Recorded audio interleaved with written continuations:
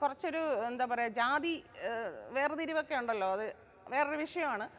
അതിൻ്റെ ഭാഗമായിട്ടാണ് അന്നത്തെ കാലത്ത് ആദ്യത്തെ കാലത്ത് ചില സിനിമകളിൽ നിന്ന് മാറ്റുന്നത്, എല്ലാത്തിൽ നിന്നുമല്ല. പിന്നീട് ഈ വിഷയം വന്നപ്പോഴാണ്, ഈ സംഘടനാ കാര്യങ്ങൾ പുറത്തു പറഞ്ഞു ആ വിഷയം വന്നപ്പോഴാണ് ഒരു എന്താ പറയുക ഒരു ചാൻസ് നോക്കിയിരുന്ന പോലെ അങ്ങ് കംപ്ലീറ്റ്ലി വെട്ടിക്കളഞ്ഞത്. അപ്പോൾ പത്രമാധ്യമങ്ങളിലൊക്കെ വന്നിട്ടുള്ളതാണ് അച്ഛൻ കൊടുത്തിട്ടുള്ള സ്റ്റേറ്റ്മെൻറ്റ് തന്നെ. തിരുവനന്തപുരത്ത് ഒരു നായർ ലോബി പ്രവർത്തിക്കുന്നുണ്ട്, അവർ നായന്മാരല്ലാത്തവരെ അപ്പർ കാസ്റ്റിലുള്ളവരെ മാത്രം അഭിനയിപ്പിക്കുന്ന രീതിയിലാണ് അവരുടെ പ്രവർത്തനം എന്നുള്ളത്. അതിൻ്റെ ഭാഗമായിട്ട് അച്ഛന് പല സ്ഥലത്തുനിന്നും ഈ ഒഴിവാക്കൽ നേരിടേണ്ടി വന്നിട്ടുണ്ട്. പക്ഷെ അന്നത് പറയുമ്പോൾ അച്ഛൻ ജാതിയുടെ അച്ഛൻ്റെ കോംപ്ലക്സ് ആണ് എന്നുള്ള രീതിയിൽ അതിനെ വളച്ചൊടിക്കപ്പെടുന്നത് കൊണ്ട് തന്നെ അതിന് കാര്യമായൊരിത് കിട്ടിയിരുന്നില്ല.